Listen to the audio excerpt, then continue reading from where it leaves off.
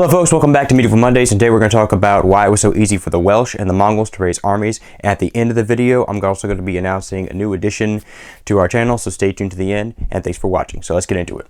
Now, as I talked about earlier in my podcast on the Welsh warriors when Henry II invaded, the Welsh spent the majority of their time, their free time, training for warfare and combat. So whenever they weren't taking care of their animals or herding or working in their small gardens and farms, they were preparing for combat. All the men of the area would train for warfare day and night. They would train in ambush, they would practice with the lance, with the bow, whatever their main weapon was. So if you spend your entire time preparing for combat, when an enemy comes marching up to invade your land, and you quickly gather this group of people, even though they may not be professional armies, they still spent all their lifetime training and preparing for a fight. It was very similar with the Mongols. The majority of their life, the constant moving, the nomadic lifestyle, that prepares you for the survival and the discipline of a soldier. Their constant hunting, it made your ability with the bow and arrow sharper. The wrestling they did with one another, their whole life was made them ideally extremely strong and durable. Both people's lifestyles did. The Welsh lived in a very hilly and forested area, so it was hard to survive. The Mongols lived in a very vast, they lived in the Great Plains with the steppes where they constantly had to move around with season to season to survive. They constantly had to hunt. And both groups, before they were ever, united when there was a foreign force invading against them, would constantly fight each other. So if you look at them in comparison to a lot of the more modern armies that came, modern for the time, armies that came out like the Poles and the Normans who constantly invaded the Welsh, they were able to defeat them on several cases. Now, I know, of course, the Mongol Empire eventually fell and the Welsh were eventually subdued by Edward I, a little more soundly than anybody else had, but they rose up again after that once again. Don't worry, a video on Owain is coming. But why was it easy for them? Well, because like I said, both people spent a large amount of time preparing for combat, and their lifestyle naturally where they lived also made them a lot sturdier and a lot stronger. With the Mongols, like I said, they were constantly moving around, and it taught them discipline. I talk a lot about discipline on the channel, and they had to make sure they had enough food ready for when the winter came. They had to make sure they had enough food ready before they moved from spring to summer to fall, winter. All those things have to do with organizing and preparing for it. Also, they were expected to fight for a very long time. The Mongol soldier could fight from 16 years young all the way until he was 60 before he retired. So that's a lot of time on the battlefield. And also, it was the encouragement aspect that came with it, I believe, for both sides.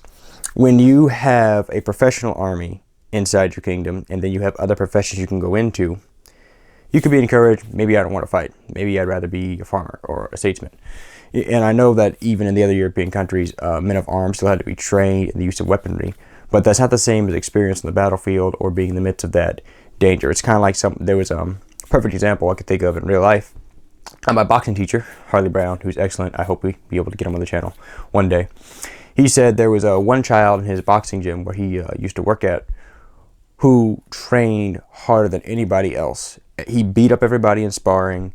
He had excellent head movement, excellent footwork. He said everyone there thought he was going to be like the next Tyson or the next Roberto Duran because he had serious knockout power.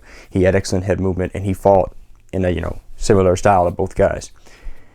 So then they got him ready for his first amateur fight, and everyone was betting on him to destroy the guy who knew him because they knew how much power he had in his punches and how good he was at training and how dedicated he was.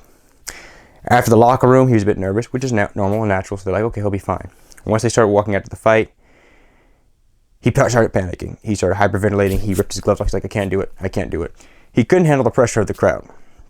He couldn't. He had the physical ability to do it, but he didn't have the mental capability to go out there and fight. So I think that's what sets apart the Welsh armies and the Mongol armies from a lot of the other people who they fought. Also, like I said, the idea that when you have a professional army that exists, you think their job's to protect us. I don't need to learn to fight. Whereas with the Mongols and the Welsh, everybody fought.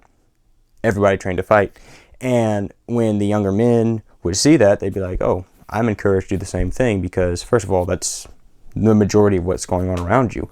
And I think one of my teachers said it very well. They said, if you want children to read, don't tell them to read. Just constantly read in front of them, and they're going to pick it up because they do what they see.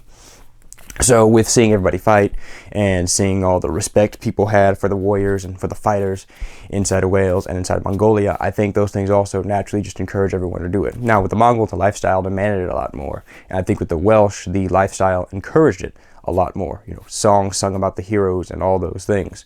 So both sides of lifestyles shaped and molded some very tough people anyway. And then both sides and lifestyles also were natural trainings for combat, you know, like the constant hunting on both sides.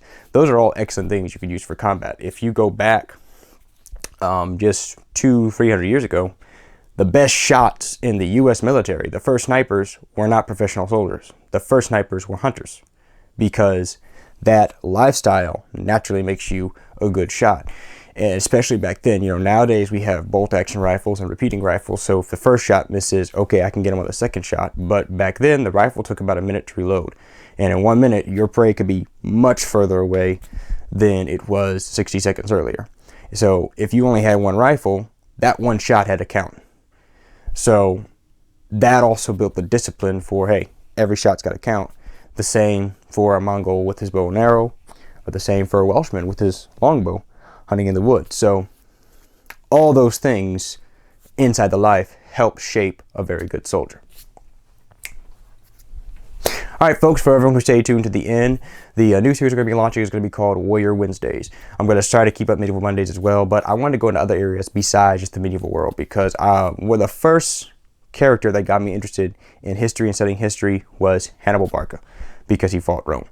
And so we're going to be looking at other warriors from other parts of the area. Owain, he's still going to be on Medieval Mondays, but we're still going to talk about him here. We're going to talk about Douglas the Black again, or the Black Douglas, my bad. We're going to be looking at Boudica, all kinds of other warriors from history, as well as Adromantia. So stay tuned for that, and thanks for watching.